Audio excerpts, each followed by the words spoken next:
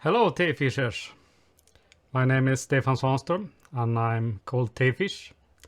Maybe I'm most famous for my grayling fly. This one, the Black Knight. Pretty good grayling fly here in the northern part of Sweden. But today I'm going to tie a very important fly for me. I'm using it primarily for ice fishing as a hanger fly above the lure. So the creator for this fly is Gunnar Westrin, very important personality here in the northern part of Sweden. He was born in Jämtland, Oviken, and then later on in life he moved to a place called Råsto, beside the Råsto River. Råsto River is a very important river for grayling and salmon, and a very, very good pike river as well. So today we are tying his pattern called the Råsto fly, a very good ice fishing hanger fly. That's important for me and pretty much everyone up here in the north of Sweden. Gunnar Westrin is the one that saved our wild rivers here maybe 25-30 years ago. So very important for the fly fishing community and the fishing community as a whole in Sweden, I think. So well, let's get this party started. So the important material list for this fly is this emerger hook. And if you are not having an emerger hook at home, you can take an ordinary size 10 fly hook and bend it a little. So it's just a curved hook. We are going to need peacock herl today. Sadly, my peacock herl have dried, so I think I will tie it off a couple of times today. Peacock herl. Then we need the red floss silk. This is unifloss, but you can take any color that you want for the middle part of the fly. And where is my tying thread? Here. I'm using primarily SSS Fredine tying thread. 12.0 is the size for me. So I am going to start the playlist now, and then we will try to tie this iconic fly.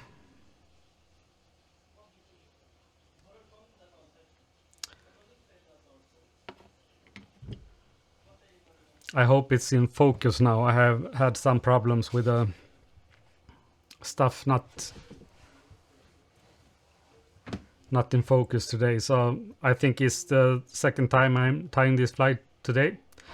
So for you beginners out there that have never tied the fly, you start by putting the thread over the hook shank. And you are seeing the thread that I'm holding is slanting back a little bit. So just turn over the slanting line to secure it to the hook. And then you can nip the excess off. Okay, for the peacock herl not to slip on the hook shank, then I will tie tight black turns all the way to the back of the hook. Then the peacock herl is hooking a little bit better on the shank. Something like this.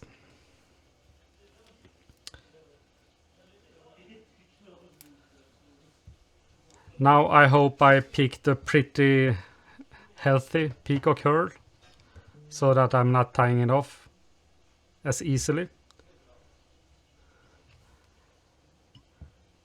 So I take the thread where I want to stop the herl, and then I make tight turns all the way back where I want to start the herl. Like this. you can nip the excess off if you want that too. And now I'm, as you see, not healthy hurl. It nipped off right away, so I will take another one. And it can be important for you beginners out there to see that it can be hard with some material that have dried up, so maybe we'll need to do this a couple of times. Taking a new hurl and hope for the best. Okay, hopefully this will hook on better. I'm turning it one turn to the front, and then you stop where you want it to end and tie the thread back on the back side of the hurl, and then you connect it and secure it with a couple of turns. I will nip that part off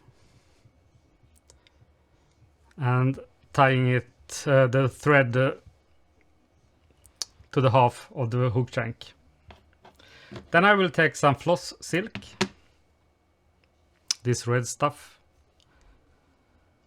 and we are trying to make the middle body. So I tie some what are you calling it in English?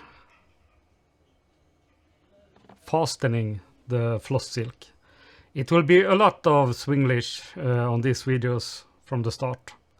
So now I take the floss silk and turn it towards the peacock hurl.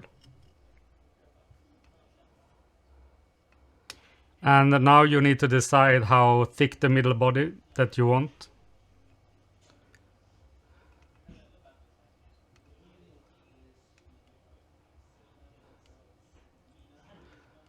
Try to make that the threads are not splitting up as much.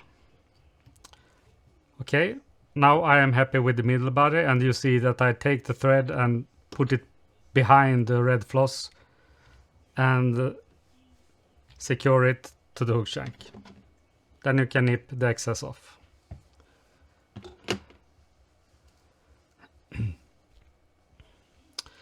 Now I will take a few strands of the peacock hurl.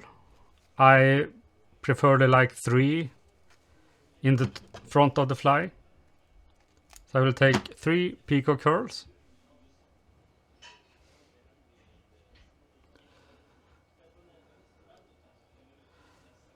Now it's doesn't really matter, but try to put the peacock hurl with the tips on the front.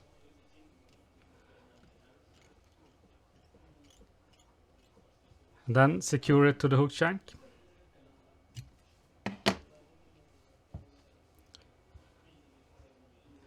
Now I take all 3 of them and making the front part of this body. Maybe one more turn then, like that. Put the thread behind and secure it to the hook shank. And now I want these 3 peacock hurls to point upwards and backwards. So I will take the tying thread and tie a little bit in the front, and then take it behind the hurls. Try to center it over the hook shank. And now I will tie it back.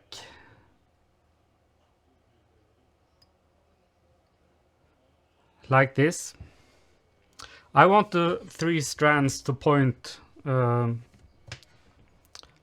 like they're doing now. Maybe I want to separate them so that you have 2 pointing a little bit outwards and 1 in the middle. So let's try to do that. So I take the one closest to the camera, I think, first, tie it back. Then I take the one furthest away from the camera and tie it on the back side.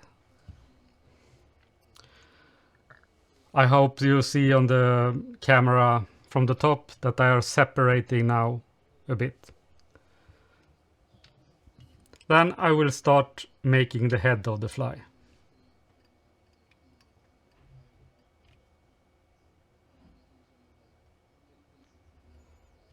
Try not to destroy the slanting fibers of the peacock herb.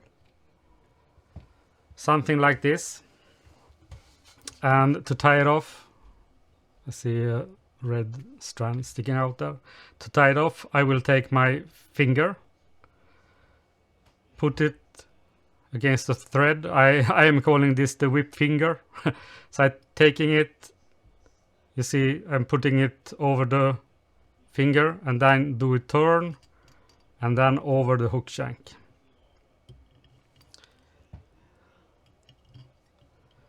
Like that.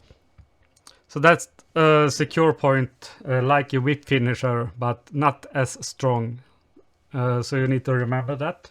But I'm coating this with super glue, so it's not important. Just to keep the thread stable. So now I will take my pointed thingy here, put some super glue on it. Very small amount. Try to be stable with the thumb and put the super glue over the head.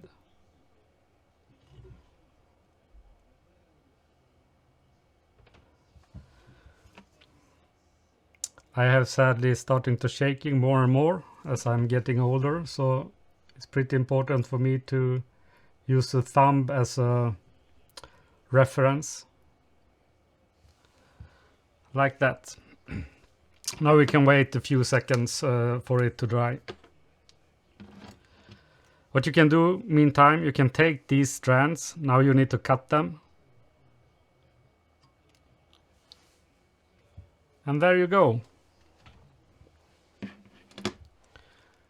Gunnar Westrin's Råsto fly. Very important fly for us here in the north. Good on grayling, Arctic char, whitefish. So really nice fly for ice fishing and of course during the summer as well. So, well, thanks I guess. See you in the next one.